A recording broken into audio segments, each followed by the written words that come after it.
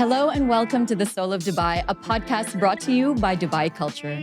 Today we're interviewing Arva Ahmed, an ambassador for our city who shares the soul of our city through her love for food. Arva, thank you for joining us today. I am so excited to have you here. Likewise, it's such a pleasure. So let's go all the way back. How did you end up in Dubai? Well, I've grown up in Dubai, and the reason is because of my dad. So my father moved here in the 70s. He was studying in the US, moved to Dubai. So we were in Sharjah. He got married, had kids in Sharjah, and then we moved to Dera in 1989, which was the new part of town back in the day. When you came to the city, Dera was the place to be. It was. That was considered sort of the new part. We were the first tenants that moved into that building on Rigga Road in 1989. So basically they saw this building, supposedly heard that the engineering was really good, moved into this building just steps away from Dubai's first shopping mall, which had opened in 1980. Wow. So you truly grew up with the city. Absolutely. And we still live in that same building. You still live in that same building? My parents are in the same apartment. I and my daughter and myself live right next to her. My sister has an apartment in the building. My aunts, my uncles, my grandparents. Honestly, the only person missing is our hairdresser. But inshallah, in a couple of months, she'll be there as well. And then we're sorted. You know, I love this idea of you guys owning the building. And you deserve to own the building from the sounds of it. And so tell us about, or can you tell me about, what is it that you felt in the city at that time when you first moved? What did Dera feel like in the early 1990s? You know, the first memory I have I was 6 at the time. Right. So there's only sort of these very random but vivid memories that stick out. The one that I had was when we first walked into this apartment and it was pristine white. So the smell of fresh paint, this gorgeous building. And we had no furniture, which honestly, as a 6-year-old, that was so exciting. Right. It's a whole, now you have a kingdom. Exactly. The whole kingdom is yours. Like, wait, there's no furniture. This is an adventure. And we got shawarmas from Automatic Cafeteria, which used to exist on Rigga right across the street. So I just remember this first experience of sitting down on the floor with these fresh white walls and just having my shawarma. And I felt like, oh my God, we're in heaven. Yeah, exactly. It's just such a whole other experience. And then, of course, down the road, we had, like I said, Al Ghurair, which had Sindbad Fun City. Yes. And, you would get these coins and you would feel like you owned the world because you could, go on these rides. And it was just such a different time. I feel like we were so naive back then. I mean, well, you can say naive or you can say that the future was waiting for you, right? I guess. It was waiting to unfold in front of you. Absolutely. And it was also a very protected universe, especially as girls. So, we lived within Dera. Everything was within Dera. So I didn't grow up, for example, eating shawarmas at Al Malla. No, you never travel to Satwa or to Par Dubai to have shawarmas. Shawarma is something you have within your little hood. We kind of lived in these silos unless we were going to school. So I hadn't really had the opportunity to walk around Karama or any of these other neighborhoods the way that I would, for example, today. And when did you start to explore other neighborhoods? What was the time that you started to, find Karama and find Satwa? It definitely didn't happen growing up as a child. I was very much someone who was immersed in my book. So the only kind of exploration that happened would happen on the streets of Dera during the shopping festival back in 1996 when they launched it. It was not in the malls. We didn't have that many malls to begin with. The whole street, basically Rigga, Muraqabad, would be transformed into this open air festival. Wow. And you would have one day dedicated to like a vintage car parade, and there'd be like glass blowers on the street and Belgian waffles. And it was like, wow, this is a whole carnival happening right downstairs. So Dera was the place to be. Honestly, I didn't feel the need unless we were visiting someone to go to any of the other parts. So we didn't really venture out. Maybe Par Dubai if we wanted to have Indian food because that was the hub. But the real explorations actually only began after I left. So I left for the US after I graduated from school in 2001. And then I moved back from the US 9 years later in 2010. And this is when the explorations began. So when you came back, obviously, when we travel, we leave the places that we call home and we come back different people. So we sort of have to find our home again. That's what travel does to you. And so tell me, coming back 2009, Arva is new. She's a new person. How did you begin to navigate mapping the city in your world? I think you said it so beautifully, where you kind of have to discover your home again. And that's what it was for me. I came back and I couldn't recognize the city. It was just not the city that I had come every year almost in the middle, but this was different. This was me moving back and now suddenly seeing that, wow, there's a whole new side of town, which is not a side that I felt like I fit into. In what way? Like, what made you feel uncomfortable? So I'm very much the kind of person who's just like, roll up your sleeves, you know. Yeah. I mean, I do live in jeans I can't do a lot of very gourmet, fancy. I just feel so out of place. Fair. For me, I just needed to be, I need things very, very simple, very stripped back. So for me, it was like, how do I just peel back all of the gloss and just feel like I can, you know, be walking the streets of the city again. Yeah. It literally was that. So when I moved back, as a side hustle, I decided to start a food blog. Yeah. Food was something that became a big passion for me when I was in college.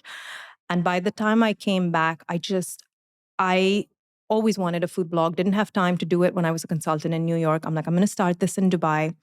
And initially, in 2010, people were so excited by the whole, wow, food bloggers, it's a new thing. And the restaurants are like, free marketing, here, free food, write about us. Yeah, I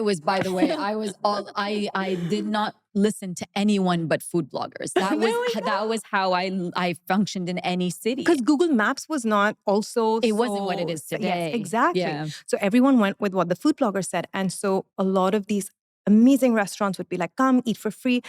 And I just got bored of that very quickly. I was like, hey, you know, it's not it's not bad food, but it's just, I'm not excited. It's not giving me goosebumps. And everyone's talking about the same thing, which is, you know, it's boring. I don't want to say the same thing. And it doesn't feel me. It just doesn't feel me. There's no excitement. There's no thrill. And so I realized at that point, I am going to do something that was hard to pass up, but I'm so glad I did it. I was like, I'm done with the free meals. I'm not going to do that anymore.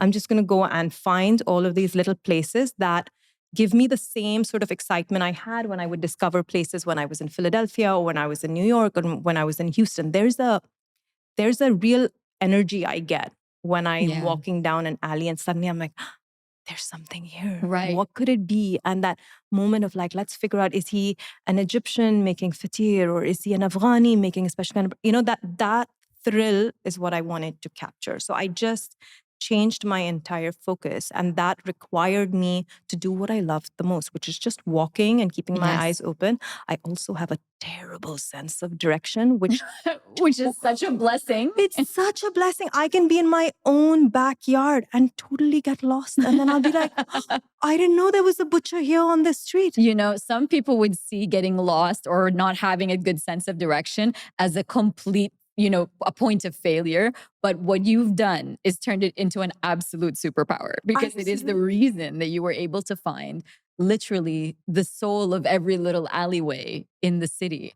And so when you began this journey, it sounds like discovery became the new focus, discovery and adventure. Yeah. And today, obviously, the city has grown, you know, even more exponentially since. How do you continue to find this same sense of an adventure and discovery? Because the city is also more covered now than ever in media, in and online, in different formats. How do you maintain that? I think it's definitely harder now. There's so many different sources of information, like you're saying. We also have a much larger community that's constantly feeding us with places. But honestly, I feel like I just keep coming back to the places that I just walk up to, and those still give me the most satisfaction. For a while, I still do. Whenever people recommend places to me, I keep I have a special Google map that I've created, which has all these places. And then I have a separate one, which is like, nobody's told me about these places, but these are the ones I really want to go to. So Right. that's like my A list.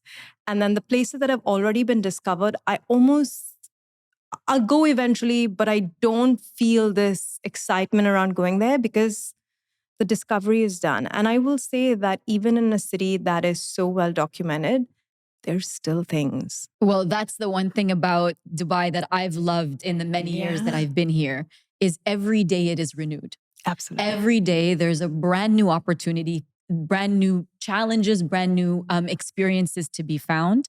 And I honor that. And from the sounds of it, you absolutely do too. I thrive off of Yeah. that. I love that. And I feel people, because there's so much coming at them, people forget also. Yeah. So a place might have opened in 1994, but it's like hidden away in a random building. People have forgotten about it. Like Yes. maybe the guys in that neighborhood, the jewelers who work there, maybe they know about it, but everyone else just doesn't even know. There are still, because it's so crowded, I feel that the joy of discovering these tiny, little places is so much more. You know? Absolutely. The feeling of, oh my God, I discovered something. It just is so much more now if you can make it happen, which is hard. But if you do, it's so much more than even many years ago when we didn't have that kind of information. And the wonderful thing about it is that now more than ever, the city is more accessible walking wise. When you first started in 2010, it really wasn't as accessible by foot. And now there's more to cover. There's more to explore. And so actually, yes, it's exactly like you said. Discovery at the heart of it is really what we're looking for. Absolutely. Me as a consumer, me as a citizen of the city, it's wonderful. And so tell me about the experience of being, I call you an ambassador for this city. I've called you that Thank in you. rooms That's when you're very not around. generous. But I do believe that by showcasing the food that is at the heart of any neighborhood, the center of community, you show the world in so many ways what we truly are about, the soul of the city. And so can you just tell me about why do you continue to do the tours that you do? Why do you continue to build the community in the way that you have? I think it's so basic. Like for us, it's just, there is so much joy in seeing people say, oh my goodness, I didn't know that this was here. Yes. That feeling. Or, for example, 2 days ago on a tour where a husband was dragged by his wife on the tour. They were from Holland. And he said to me at the end, because at the end I was like, what did you guys like? And he said, my wife dragged me on this tour on someone else's recommendation. And I am so glad I came because we're living on the Miami side of town. Right. And I was constantly wondering, where is the just normal side of town, I guess. For a lot of people coming in from abroad, they want to know, is there anything else? Or is it really just all Miami and Vegas? And he's like, today I understood. I understood what that was and I got the history. He had so many questions for me, which I love. I tell people, this is one place where I love to be interrupted. Right. The more you interrupt me, the more it shows me how much you care and how interested you are. So ask any question. And he was just so on it. And I loved that because he was bringing that energy to Old Dubai because of a real thirst. Like I could see that I really want to understand, what happened before and why did it happen this way? So for me, that joy of being able to show people a fully balanced view of Dubai, but also giving them this sense of what is the street life, what is the, just the humble side of town. It does exist. It's not all just that one monotonous, shiny part of the city. That gives me a lot of joy. Yeah. And can I ask bluntly, what is the soul of the city for you? Oh, this is so hard.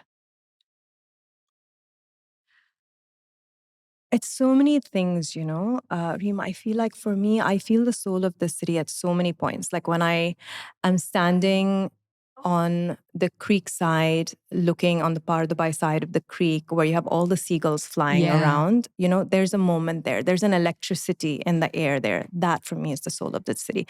For me, walking through the alleys of the spice souk and just closing your eyes and smelling the cinnamon and the saffron and just walking past corners which feel like someone pressed the pause button in the 70s and then forgot to hit play again. That for me is like the soul of the city. There's so many, and it's so tied to the little corners. Yes, it's tied to the little corners, which is why when people say, hey, we want to do a festival on the new side of town. Can you bring your little places into the new side of town and we'll do like a little market? And I'm like, no, you took it away. Right. Like you've stripped away actually what gives it. It's not even necessarily a flavor, but it's the drama of the city playing out in the most natural and humble of ways. And that for me is the soul of the city. A soul doesn't, it's the most inner part of something. It doesn't try to be anything but what it is. Yes. And that for me is so perfectly captured in so many of those alleys of Dera and Pardubai and Karama and so on. Thank you for saying that, because I genuinely believe, for the first time after living here for over a decade, I just realized actually we cannot take out the soul from these spaces, because the uniqueness of the neighborhoods and the people that have lived there for decades equally are a part of that experience. Absolutely. We cannot transplant that, though we have tried. We tried, but we know at the heart of it, to truly experience it, you have to be there. Absolutely. You have to go. You must be present. It's not something that's online. And how special is that? Thank you so much for being here with us today. The way that you see the world through food is truly remarkable. It's such a pleasure. Thank you for giving me this opportunity. Thank you. And thank you for tuning in to yet another episode of the Soul of Dubai podcast, brought to you by Dubai Culture. For other episodes, please tune into any podcast platform, and you can find them on YouTube. We'll see you next time.